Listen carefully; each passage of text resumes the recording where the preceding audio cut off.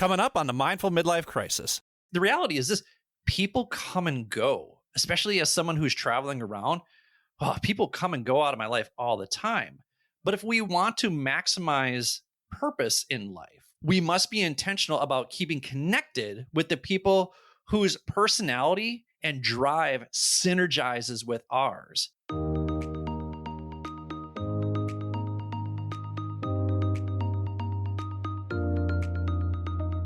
Welcome to the Mindful Midlife Crisis, a podcast for people navigating the complexities and possibilities of life's second half.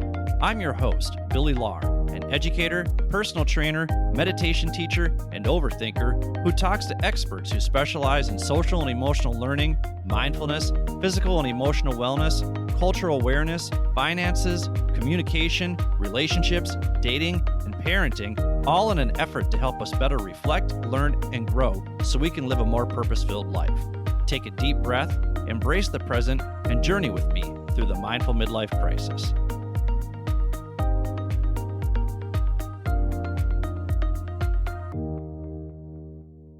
Welcome to the Mindful Midlife Crisis. I'm your host, Billy Lahr. Thank you for tuning in wherever you are. The purpose of this show is to help you navigate the complexities and possibilities of life's second half using my no BS GPS guide to finding more purpose and passion in your life, because I am sick and tired of people telling you to follow your passions, because that is complete and utter nonsense. Purpose and passion are destinations, not starting points. So if you need some direction in getting to that place in your life, join the Mindful Midlife community at www.mindfulmidlifecrisis.com and get my free 6-step roadmap to living your life with more purpose and passion. I also share how practicing intentional and mindful living over the last 10 years has helped me navigate the trials, tribulations, and successes of my own midlife crisis. Being more intentional and mindful has helped me process my ruminating thoughts, anxiety, and stress in a much healthier way by reducing my emotional reactivity and impulsive behavior, which in turn has helped me improve my relationships and communication with others, as well as be more consistent, disciplined, patient, and productive in meeting my goals. These are the same skills, strategies, and resources I use in my personal life based on years of research and experimentation to find a bit more calm amidst the chaos. And trust me, there are still days when I'm a hot mess, but my hope is that by sharing my experiences as well as the experiences of my guests, you'll see that you are not alone in your experience. So if you're looking for a little more direction and clarity in your life, visit www.mindfulmidlifecrisis.com, join our Mindful Midlife community, and let me be your GPS to finding more purpose and passion in life. And now it is time for my favorite part of the show, because once again, I'm joined by my best good pal, the always entertaining, the one, the only, Matt Hazard. Matt, what have you got for us today? One is the loneliest number that you'll ever do. Two could be as bad as one. It's the loneliest number since the number one. That's that was, you know what? That was beautiful, because that completely connects to what we are discussing today. So, and you weren't sure what you were going to sing. See, I always like getting surprised by what you're going to deliver here. And sometimes you just choose whatever. Sometimes you just choose whatever you want to sing, but you even worked it into today's topic. Well done, Matt Hazard. You are, Thank you. Listen, you are a welcome addition to this show. Thank you. Thank you. Yeah, you're welcome, because the alternative is me by myself, and that definitely is a lonely prospect right there. So, yeah, definitely not as, the loneliest and not nearly as much fun. So if you haven't figured it out by now, I mean, you probably saw the title of the episode. You're smart people. You figured out what the topic is here. So the topic today that we're going to discuss is why finding your crew is so crucial to finding your purpose in your life, and how popular self-help presenter and author Mel Robbins, the Mel Robbins, is wrong sometimes. So let me ask you this, Matt Hazard. Let's get off it. But before I completely tear Mel Robbins in a new one here, because I'm qualified to do such a thing. Matt Hazard, my question to you, would you say your ability to connect with others and bring joy to others provides meaning and purpose in your life, and how so? Honestly, I would say that's like the primary thing that brings purpose to my life, because like, what else are we doing here? I think that, there's aspects of all kinds of different tribalism, but ideally, your relationships with the people that you love is what makes us human. It's what makes us cognitive species. And it is how we've evolved to, have safety and security and love for one another. Like, what else is there in life except for to bring joy and connect with others? Like, that is all of it for me. That's the world. Well, yeah. And so I want to connect that to why you are a performer, why you enjoy singing, because you have incredible stage presence. I think that stage presence comes from a desire to want to connect with the crowd. And you talked about the lengths that you go to be the host with the most. And you demonstrated that over Halloween. You've talked about how pretty much your entire neighborhood by name. So connect all of that. Like, why do you go to such great lengths? Let's start with the stage first, like that stage presence that you have and how you connect with the audience. Why is that important to you? Well, it's all really the same because it feeds me like that, that we talked about extroversion a couple of weeks ago. But I think that it's really about giving of myself is in its own way a little bit selfish because it feeds my ego, first of all. Probably there's some kind of a subtext in my mind of like desperately wanting acceptance, or like, when I was younger, I was a heavy kid and the class clown and things like that. That is, I think, a product of desperately not wanting to be rejected and be accepted. And now as an adult, I found talents that people find attractive, not in the physical sense, but in, esoteric sense. And I think that for me, convincing other people that they want to be around me, that is how I deem worth in terms of social worth. Just to be clear, would you say that you love yourself? Today, yes. There have been times in my life where I definitely didn't, but I do love myself now.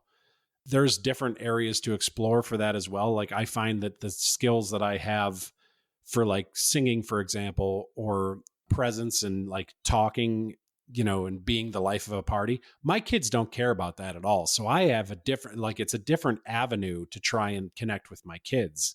And it's a different skill set that I've had to exercise. But that is another thing where I'm constantly trying to win. I want to have my kids' affection. I want to have my wife's affection. Now, the singing did work on her a little, at least, at least initially. Listen, it works on me, fella. At least initially. I remember very specifically, like when we started dating, she told me a little bit about her memory of me from high school. And it was like, I remember you being like this obnoxious goofball, and I didn't really care for you that much at all. And it was like, fair. Okay. Thanks for that. Like, yeah. Yeah. Well, I think that demonstrates growth. But here's a question then for you. So, you say now you love yourself, maybe 10, and you talked about this, I think, way back in like first season recap, right? I think you talked about this like 10 years ago that you didn't love yourself, that longer, you had about 15 years ago. Yeah. Okay. Though you were still performing, I'm guessing that was just when you would get that attention, it was just fleeting. Like it would fill you up just enough, but then you felt depleted because you didn't necessarily love yourself. Well, what I'm wondering now is, because you do love yourself, when you do get that attention, when you get that affirmation, does it fill you up more so? And are you able to hold on to it a little bit longer? I think the latter is definitely the case. I'm able to, like, I haven't really performed, much at all since moving here to Arkansas. And the few opportunities that I have to, that does fill my cup up, but I can access that mentally, I feel like, a lot. And for a long time, like I think back on performances and even just reliving, putting myself back on stage mentally, I get that feeling a little bit like, or I'll see a picture in my social media, like my memories of like, hey, it was a picture of us at Bayside. And it was like, oh man, there was this tiny room, right? And there's 150 people in there. They're just packed. And I love, like, I'll see that picture and I'm like, oh man, those were some days. The best birthday of my entire life was my 36th birthday at Bayside with the Brute Squad. yeah. That was such a fun night. You guys gave me a platform that night to be on stage a couple different times Yep. in a couple different ways. Right. Oh my goodness, that was so much fun. And so you providing that experience and getting to share that with a bunch of my friends and a bunch of strangers, people I didn't know, but Yeah. like being in front of a crowd who are excited and dancing and having a good time and just the energy, that really fills you up. Oh yeah. And I remember that kind of being, and interestingly enough, I remember that coming at the end of the summer of when I started therapy. So it was right around that time when I was like, I feel good. I think I'm ready to move on.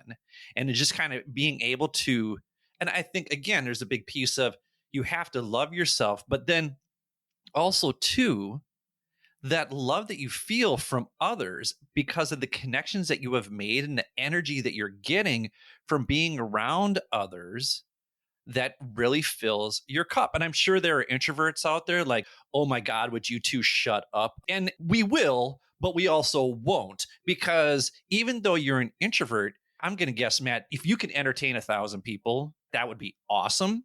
Yeah. And so just kind of getting that energy. But when you're an introvert, I imagine it's the one or two people, but still it's one or two people. It's the connections that you make. And so the reason why we're driving this home is because it really relates to this study that was conducted by researchers from the Harvard T.H. Chan School of Public Health. And they published this research in the prestigious Journal of Positive Psychology. I don't know what makes it prestigious. We'll just go with the fact that someone said it as prestigious. Sounds good to me. Oh, they're good. But here's, yeah. Oh, yeah. I mean, yeah. Yeah. Big fan. Oh, yeah. long time listener, first time caller. First time call. I've been reading for a while. Oh, yeah.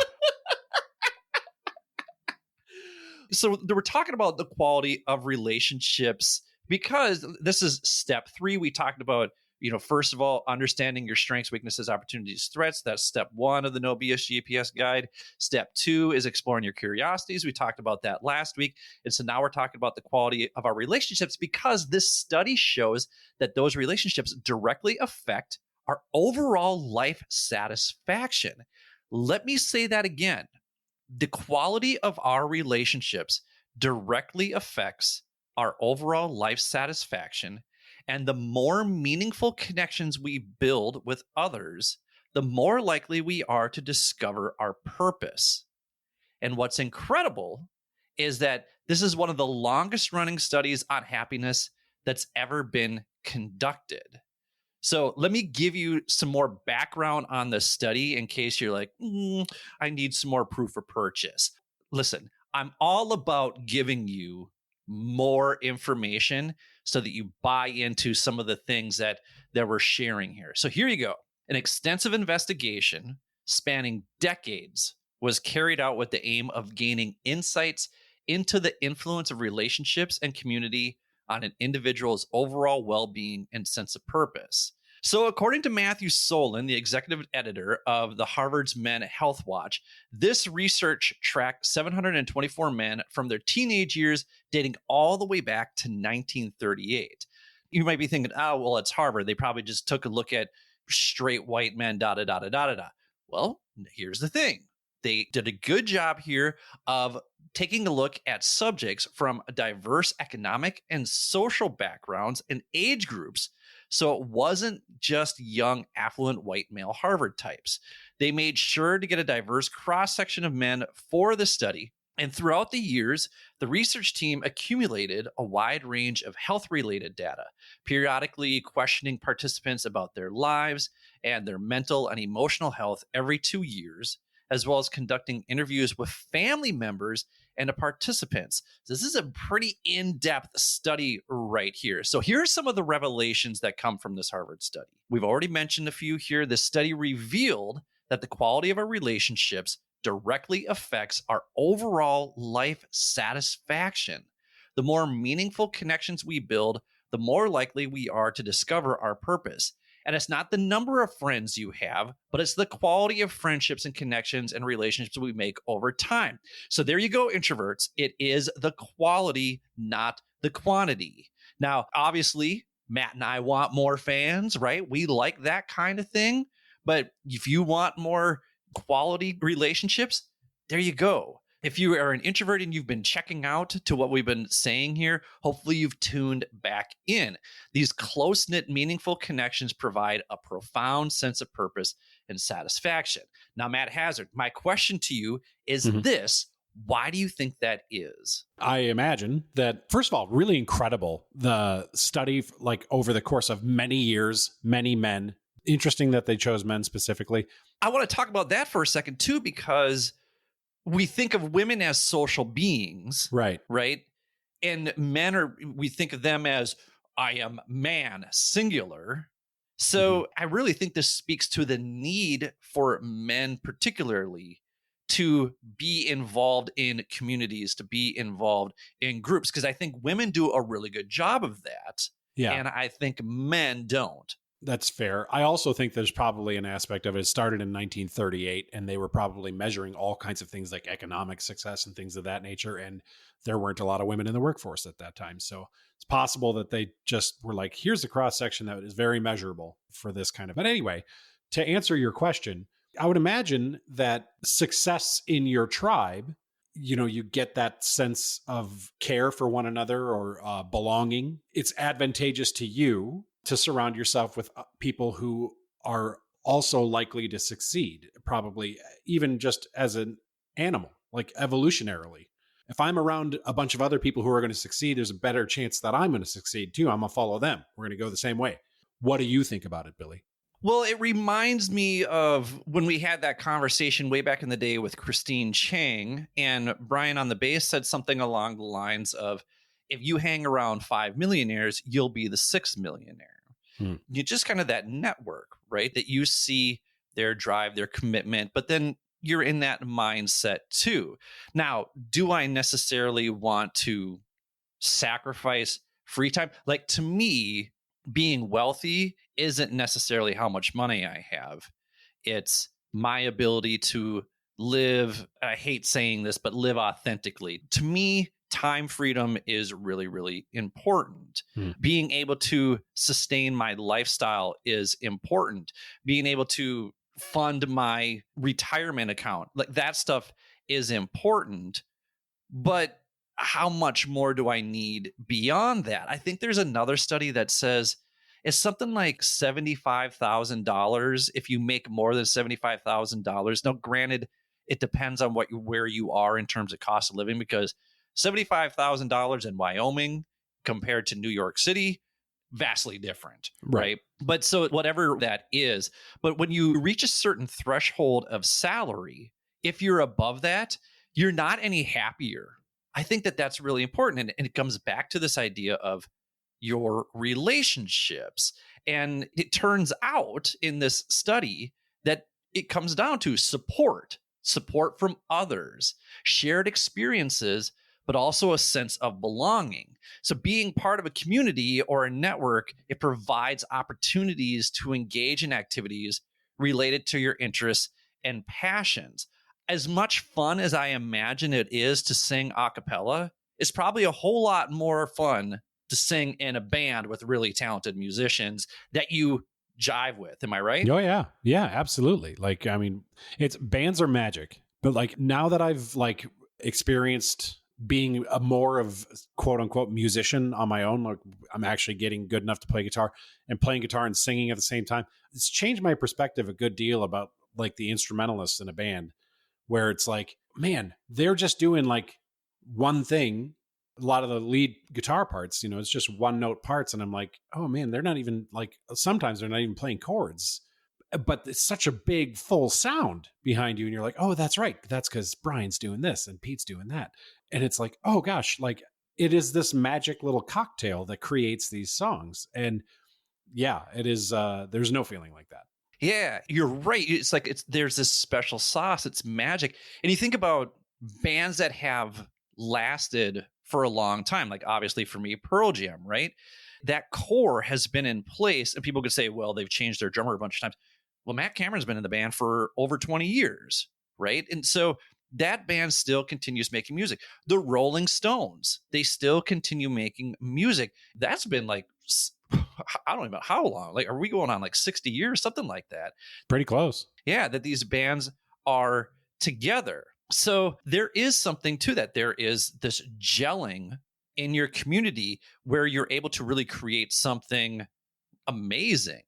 In my case, it's my involvement with the Soul Share community. And that's why I keep coming back to Korea. I don't even know if people know that I'm actually back in Seoul. I am, in case anybody cares. But yeah, I'm back in Seoul, and I'm leading events again with Soul Share and just really enjoying my time with this community. And because I'm back here, more and more personal and professional growth opportunities have presented themselves. And that's really, really exciting. And it's just because just my ability to network and connect with people, and I guess putting myself in the right place at the right time with the right people. This whole thing about community, it's not just about discovering your purpose, it's also about sustaining it. So having a supportive network can keep you motivated and help you stay on course even when the going gets tough. Here's a great example, and this comes from a recent Meditate and Mingle session. There was a woman from Germany in my group. She lives in Seoul now, and she came to this week's guided practice on finding your safe space. And during that practice, she had this moment while visualizing her safe space where she said it felt like she was receiving a big, warm hug. Like she could feel what that was like.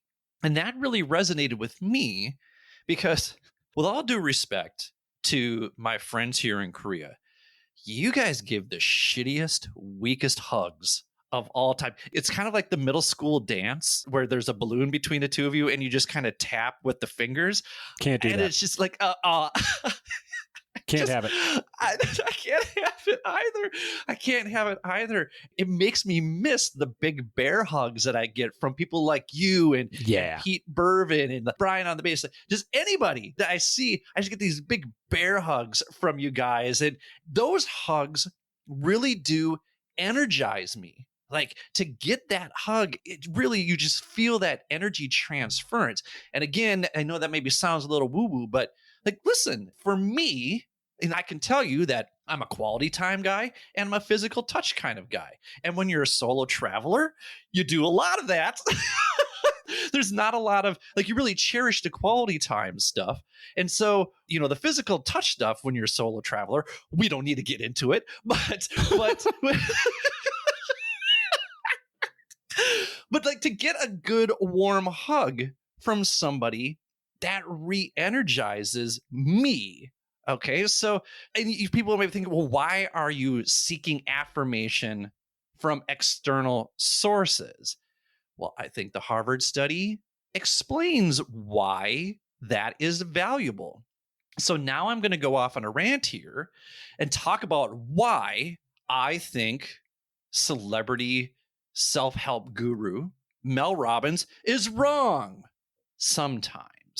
So I wish everyone could see Matt Hazard's face right now because his eyes got real big, like, ooh, what's he going to say right here? I'm excited for this. Is shit going to get real? I remember the last rant episode that you did, and I was so happy when I listened to it. I was like, this is the best. This is not going to be as emotionally charged. I was definitely worked up into a lather. That is episode, I believe, 66. If people want to take a look at my open letter to Chelsea Fagan of The Financial Diet. Interestingly enough, they posted something else that ruffled my feathers. I do think it's an amazing account and they provide a lot of great content, but here's the thing. If you're not following content that doesn't ruffle your feathers every now and then you're just in that silo that we talked about last week. Okay, so here's my issue with Mel Robbins. She was on the Jay Shetty podcast. I don't know when this was. This might have been like a couple years ago. If you don't know who Jay Shetty is, the book, How to Think Like a Monk, or Think Like a Monk, something like that.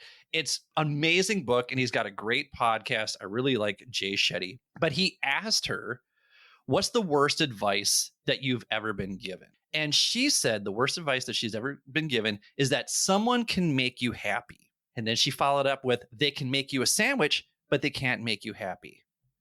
Now, Mel Robbins, does your husband know that he does not make you happy? Because that just is mind-blowing to me, that someone would think that another person can't make you happy. Matt Hazard, if you made me a sandwich, the sandwich would make me happy. But the fact that you made it would also make me happy, unless it's a buttered white bread with ham sandwich. Don't put butter on my white bread. Unless you're going to toast it, then we're fine. That's fair. So, yes. One of those things would make me happy. The other would not. But my point is this. I get so tired of people saying that other people can't make you happy. Yeah, they can. They can. Other people can make you happy. That's the whole idea of love languages. That when you're with a partner, that the partner is able to speak your love languages, and that in turn fills your love bucket. So what's the implication? Is she saying that only you can make yourself happy and no one else can impact that? So the greater message, I believe, which we alluded to at the beginning, is you need to first love yourself. Okay. Which I 100% agree with, and we'll come back to it. But I don't like this idea that someone can make you happy as bad advice. I think it's actually really good advice. Yeah. Like, isn't that how business partnerships are made? Because they can provide value to you in some way. I actually think that you don't need to love yourself first. You do need to love yourself eventually, but making yourself putting people around you that make you happy is a good step toward finding love for yourself. It doesn't have to be first. I think that relates to episode 72 that we did with Dr. Lena Haji about how acts of service are also acts of self-care. Now, can that get out of balance where you become too selfless? Absolutely. If you're too selfless, that's a problem. But if you love yourself too much and you're too selfish, that's also a problem. Okay, so I don't think those are things that Mel Robbins would disagree with. But I just think to say someone can make you happy is the worst advice that you've ever received? Really? That's the worst advice you've ever received? I've gotten way worse advice than that. Oh my God. Much. Buy that shirt. Like that. You should get it. That shirt looks great. Good on you. Yeah. That Kango hat, hot. No, what terrible advice. Terrible advice. And I think the other reason, I was on a podcast yesterday and I was talking about this. People who say, I got here all by myself, those people drive me crazy. You didn't get here all by yourself. I have two theories on people who say, I got here all by myself. One, you're completely unaware. Your self-awareness is so little, and you have no foundation of gratitude. If you're someone who is saying, I got here all by myself, I want to ask you this question. Did you get there without the help of family in a traditional sense? That I understand. Maybe your family was a train wreck. Maybe they didn't have the resources. But I bet there was someone along the way that helped elevate you to get to where you are today. I mean, if I go through the line at the gas station and the guy there is like, man, I got here all by myself. Okay, maybe. Right. Maybe. Right. But I believe that. In the grand scheme of things, and here's the other thing. If you're someone who says, I got here all by myself, then I don't think you're happy with where you are. I don't think you're satisfied with where you are in life. The third thing is you've surrounded yourself with the wrong people. And that then in turn is why you think that you got here all by yourself, because you looked around and your social circle is just filled with toxic people. Well, that's on you. So that's why you're probably not satisfied with where you are. So let's go back to explore your curiosities. What is it that you like? Let's go back to taking a look at your strengths. And then we can reevaluate and reintegrate into a new community that will help elevate you to get to where you feel more satisfied. I think about the amazing moments that I've had in the past 2.5 years on this solo odyssey that I've been on. And there's really been some great moments that I've had by myself, like watching the sunset in Busan while I was standing on top of a cliff. And I just had that moment all to myself. That was a really, really magical moment. Seeing the sunset in Troya off the coast of Portugal, that was a really magical moment. And I felt connected to the nature around me. But the moments that really stand out, the moments that I consider top 10 days, are moments where I got to share in that experience. I think I talked about that in episode 75 about how to find more joy, how to live with more joy. And I talked about this amazing day I had with my friends Vance and Zen. I think about these top 10 days that I've had in my life, and they almost always involve other people. I talked about my 36th birthday. I mean, without you guys, like that birthday, it would have been fun, but the energy that you created in that room, I mean, I'll never forget that night. It was just a magical, magical night. This podcast is way more fun to do when you are here, or when Brian on the bass was here, or when I had a guest. It's just way more fun to do it. And that's why I texted you. I'm like, my solo episodes are so boring. I need to talk to somebody. And who better to talk to than you? I love talking about this stuff. And we gelled. Again, that's part of this whole idea of synergy. Who do you synergize with? And again, like you asked the question, like, what is it that she's saying? I get what she's saying. She's saying you need to love yourself first. But as the longest running study on happiness ever conducted shows, when you have a network of supportive relationships, you're better equipped to navigate life's challenges. And in doing so, these relationships allow you to explore your interests and passions more freely, ultimately helping you discover your purpose. We simply cannot understate or underestimate the power of community and shared experiences. Communities offer us a platform for growth and a stage to learn more about ourselves. They encourage us to explore our interests and, in many cases, find our life's purpose. I want to give a quick shout out to JC Lippold, and he is someone that you can find on LinkedIn and on Instagram. It's the letters JCLIPPOLD. This dude is just committed to building community wherever he is. He's based in the Twin Cities. Man, he is like my community building idol. Like, I want to emulate who he is. He's such an amazing dude. So I really quickly wanted to give him a shout out because he is really bringing community together. And again, this idea of community helps us find our purpose. And finding purpose isn't a one-time event. It's an ongoing journey, and communities and networks act as a safety net, supporting you during the challenging times and helping you maintain your sense of purpose. So if you've been listening to this and you're like, okay, you've sold me on the importance of community, but I don't really have a strong network. I don't really have a strong community, or my network is basically my kids' friends' parents, right? Like, if that's who you are, don't worry. This is why Matt and I are here. We're your community, and you're a part of our community. So we've got your back. Communities support one another, and it's never too late to start building communities, networks, and relationships with others. I'm reminded of that episode of Louie where he goes on stage and he's like, so I made a new friend the other day. Yeah. It's like, I'm a middle-aged man and I made a new friend the other day.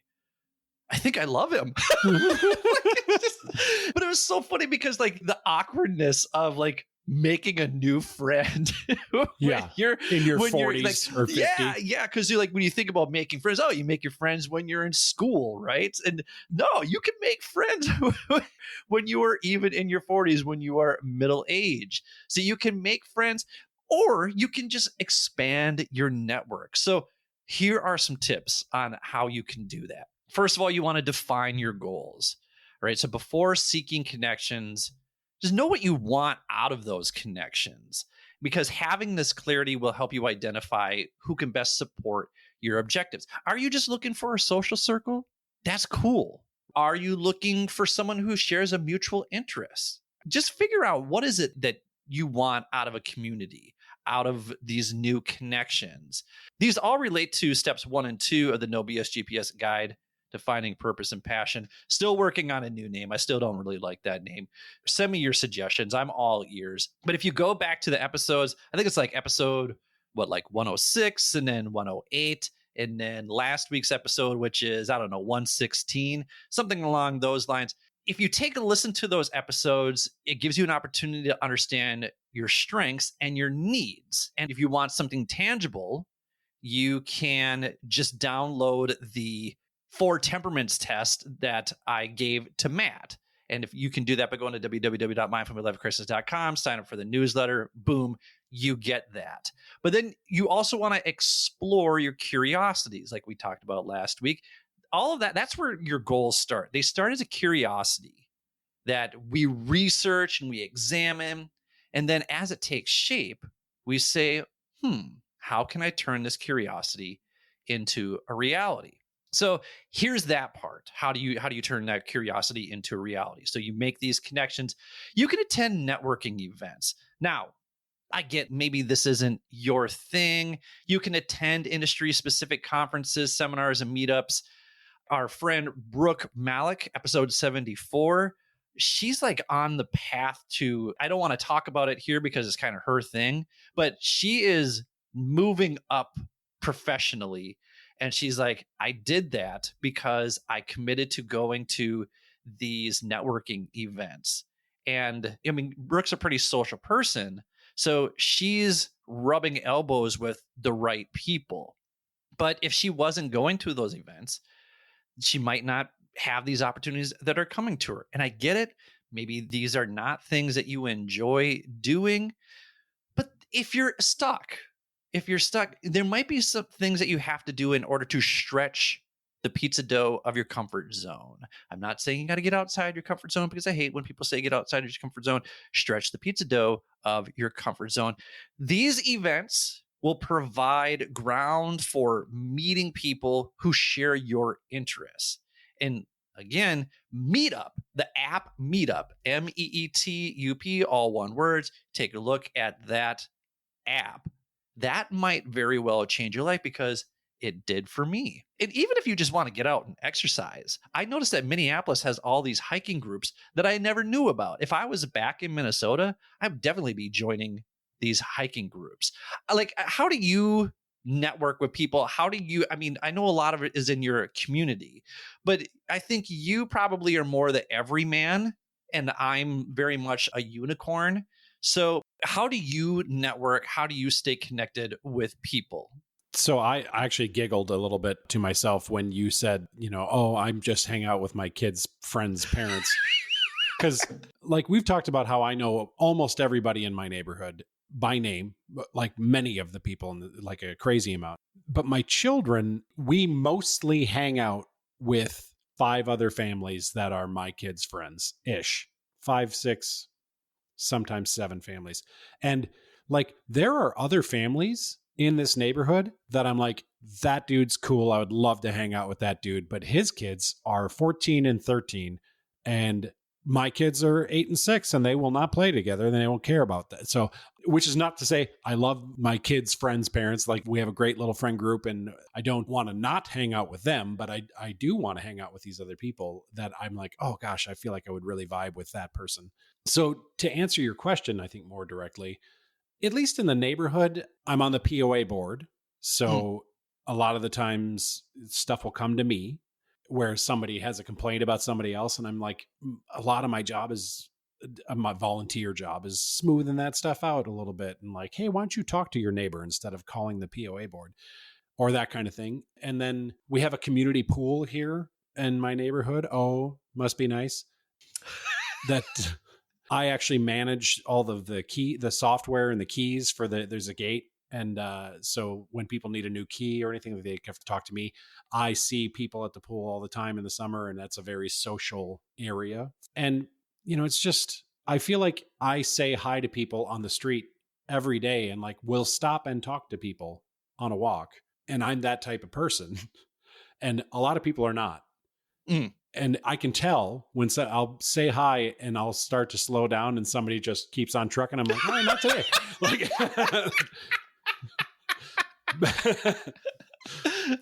But a lot of my conversations are, I'll be walking my dogs. I'll see somebody sitting in their garage outside and I'm like, well, that they're sitting there. They probably want to talk.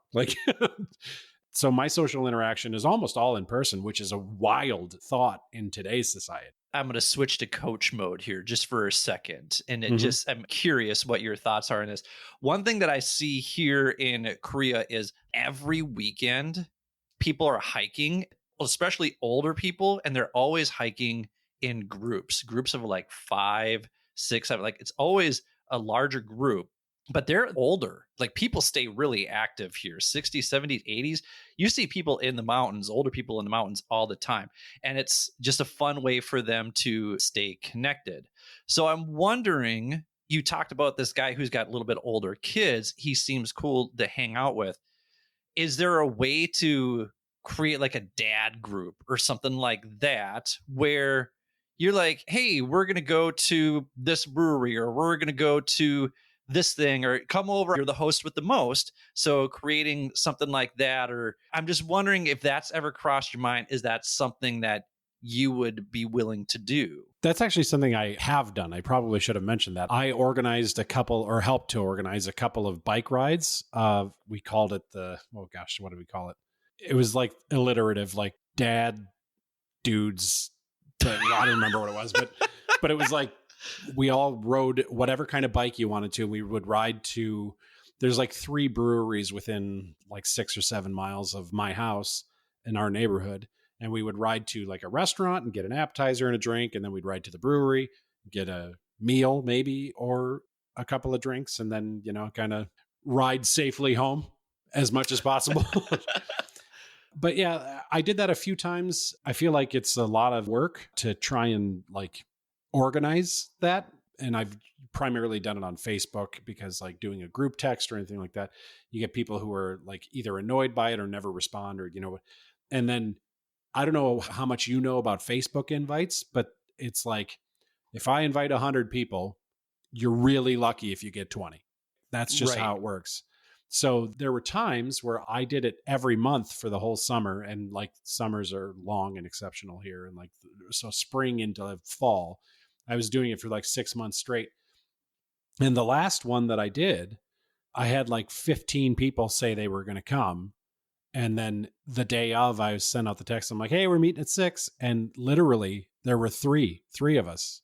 And I was like, this has still been a super cool hang, but that is not like, that's a lot of effort arranging. And it's like, here's the route. This is what we're going to do. I did this research, whatever.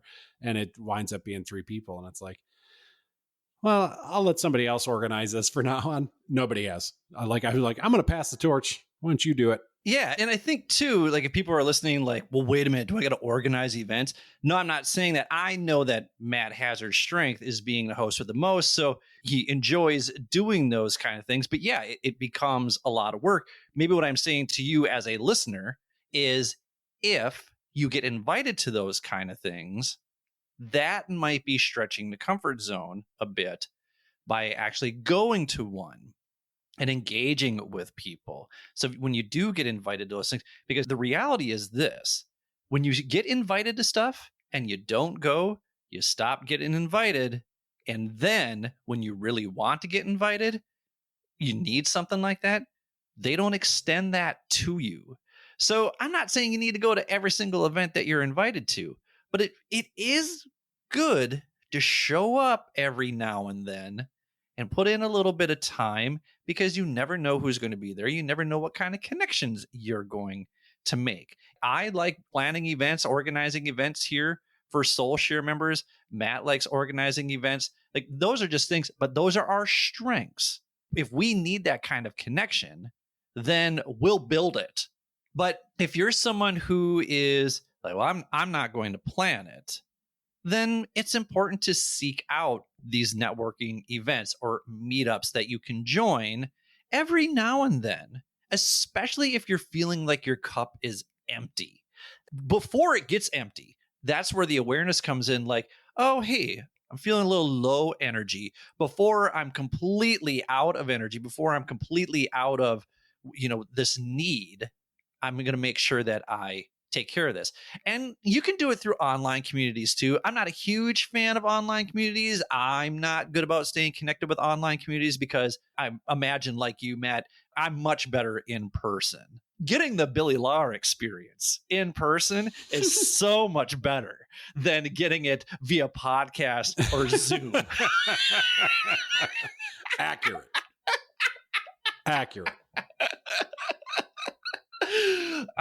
You can also volunteer if you want to. You could join a club. I remember playing like intramurals in college, but then like every Friday after work, after school, we had a group of people would get together and we'd play basketball at the school gym, and range from people who were young like me, like 23, 24, 25, to people who were 45, 50 years old. And it was fun. And then we might go out to have a happy hour after basketball. But I think about that, and that then led to me connecting with new people and new friends when I was new to Rochester. Like it was really difficult for me to meet people. And I remember my friend Wes, we met out one time and he's like, hey, you work at this school, right?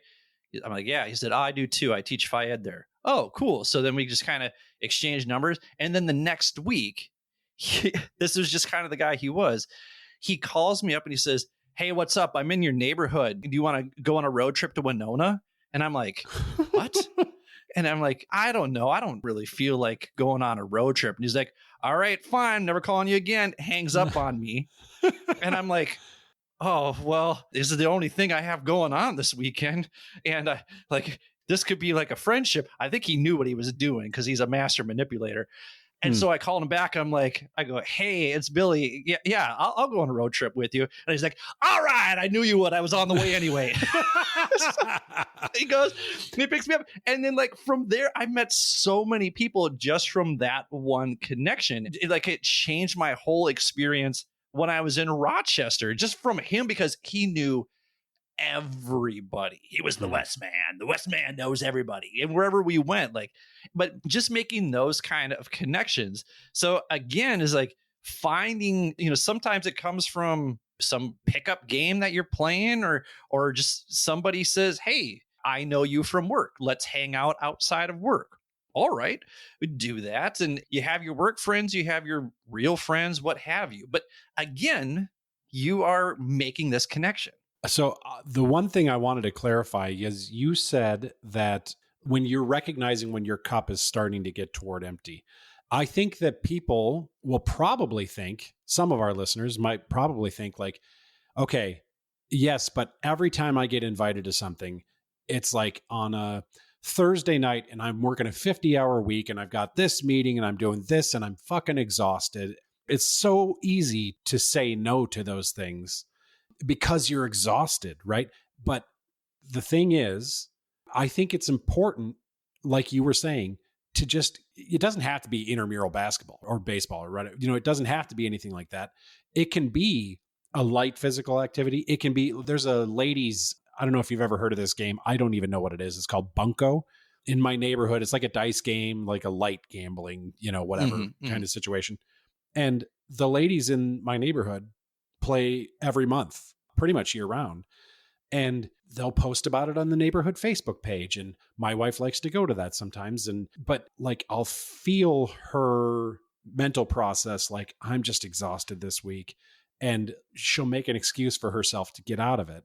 And I'm like, that's a great opportunity for you to socialize with some of the other people in this neighborhood. And she does love doing it. Every time she comes home from that, that she's gone, she's like, oh, it's great. I was talking to this person. I met this. And then a lot of times she'll be like, I was talking to this lady all night. I have no idea who she is, but they live here. And I'll be like, oh, that's so-and-so.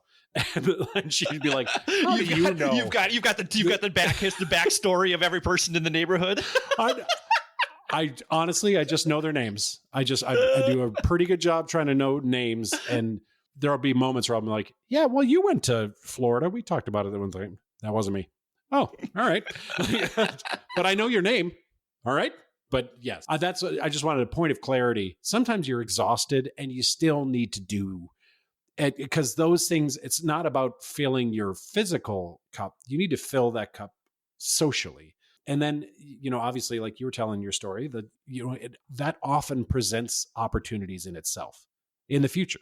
Yeah. And I think that's why cultivating a mindfulness practice is important, because you can listen to your body and your body's saying, no, we're physically exhausted.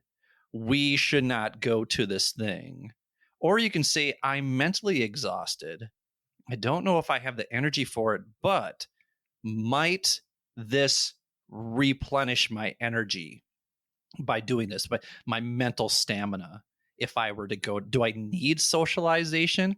Am I tired because I'm void of socialization? So I think that that's important to recognize. It's also important that it's not just a one-way street. There should be a mutual value exchange. That's how successful networking thrives. And we offer our skills, we offer our knowledge, we are assistance to others.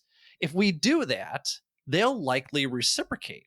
And listen, as a solo entrepreneur, I've had to learn that if I do not provide value to others, then I cannot expect them to provide value to me. It's really valuable insight from our conversation from Marcus Ogden. I'm trying to remember what episode that is. It's like in the 80s. Go take a listen to that. But he said that you want to provide more value to other people than they provide to you. And this is the hard lesson for me to learn. But I realize now that if I want to build authentic and genuine relationships with people, this value exchange is going to take time, and it requires patience. There are a lot of things that I do for free. The meditate and mingle, it's donation based, and donations are always appreciated, but they're not expected. And a lot of people just show up for it, which is fine. I actually really just enjoy making that connection.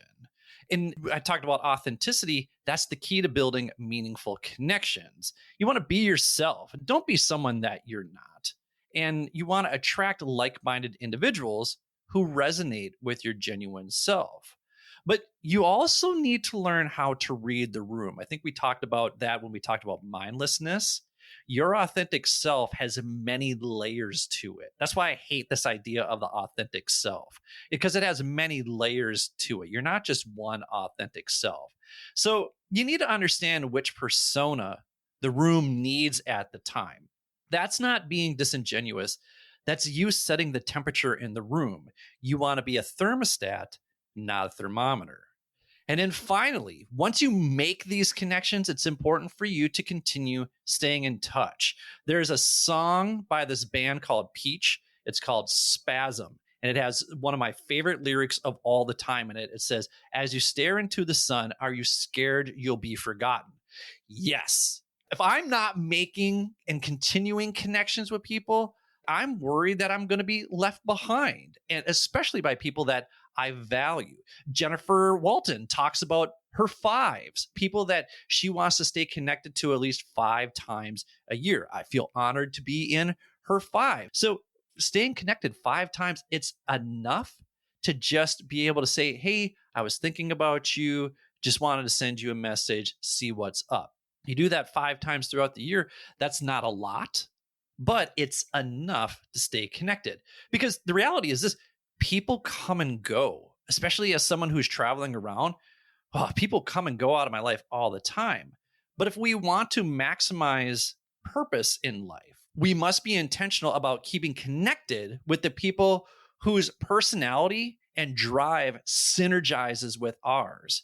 So how do we do that? Just keep it simple. Send a congratulatory message, offer help when needed, or just simply check in. When you build relationships, that takes time and effort. And if you're like, what should I say? I haven't talked to somebody in a long time. I don't know how to stay connected with them. Go check out www.jordanharbinger.com. If you remember him from episode 80, he's got this awesome 6-minute networking course. It's 100% free. You don't need to put your credit card down or anything like that. It has a lot of valuable information in there about how to keep connected with people, especially if it's someone you've lost contact with. And hey, if this all sounds like a lot of work, it is. Okay, we understand that it's a lot of work to stay connected with people. Again, especially if you're an introvert. I see you mean mugging us, introverts. I can feel that hate, just that resentment of Matt and me because of Matt and me. I can feel that resentment of me. Yes, the English teacher in me had to come out and make sure that I used the right pronoun right there. But where I think introverts have the advantage over extroverts is in the mutual value exchange and being authentic, because if you're an introvert, you're less inclined to make small talk and you're more inclined to make deeper, more meaningful quality over quantity connections. And you do that faster and easier than extroverts, because we'll just talk to anyone about anything. Exactly. And like sometimes we have to sift through which people truly add a value to our purpose. Like, I remember meeting that person and you're like, oh, did I actually enjoy talking to that person? Whatever. And there's just a lot of people that you have to sift through. So introverts, you've got a leg up on us extroverts because you're more intentional around making these quality connections. Whereas like Matt and I, we'll talk to anybody about anything. I mean, this episode is over an hour long. There's no reason for it to be this long. No. And have we really said anything at all? Do we ever? Nothing we say is new or revolutionary. It's all things. People are like, yeah, we already knew that, dummies. Like I said, we're just here to water seeds. We're not planting seeds. We're just here to water seeds. And sometimes we flood them. We're here to water the seeds. You are the seeds, and the people around you are your soil. See, I couldn't have done that without you. That you know, this is what you're here for.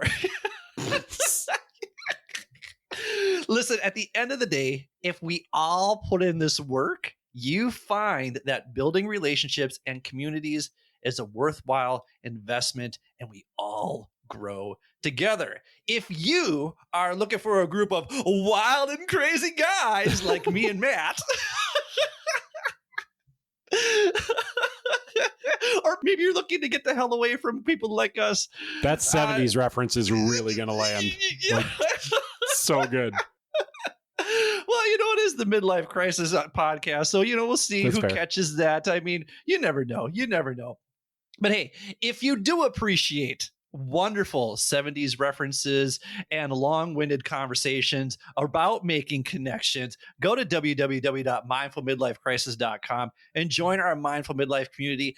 Not only will you receive the 4 temperaments personality test that we discussed earlier in this episode and we've discussed in the last few episodes, but you'll also get free access to my Intro to Mindfulness starter course. That way you can learn to develop some of these mindful skills that we talked about. Also, if you take that 4 temperaments test and you want to chat about your results like we did with Matt Hazard a while back, that's a free service I'm offering. So all you got to do is go to the show notes, schedule an exploration call with me, or you can shoot me an email at billy@mindfulmidlifecrisis.com.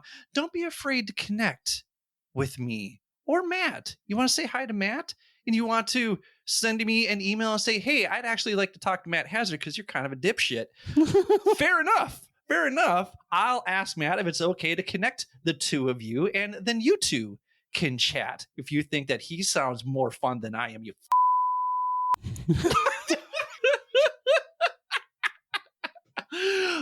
If this episode inspired you to invest in yourself in some new way, please do me a favor and subscribe to the show wherever you get your podcasts. If you're looking for which episode to listen to next, go to the website and click Fan Faves under the podcast tab.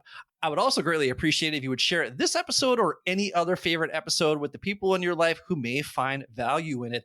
That to me is the biggest compliment you can give. And if you do it on social media, don't forget to follow and tag us. Finally, remember this: progress is not linear. Our growth looks more like the stock market. Some days we're up, some days we're down, and we may not reap the benefits for a while. But if we play the long game and are consistent, disciplined, patient, and self-compassionate, you'll see that your investment in yourself will pay huge dividends over time. As always, the purpose of this show is to help you navigate the complexities and possibilities of life's second half. And I hope this free and useful information provides some insight that will guide you towards living with more purpose and passion in your life. So, for Matt Hazard, It's me. this is Billy. Thank you for listening to the Mindful Midlife Crisis. May you feel happy, healthy, and loved. Take care, friends.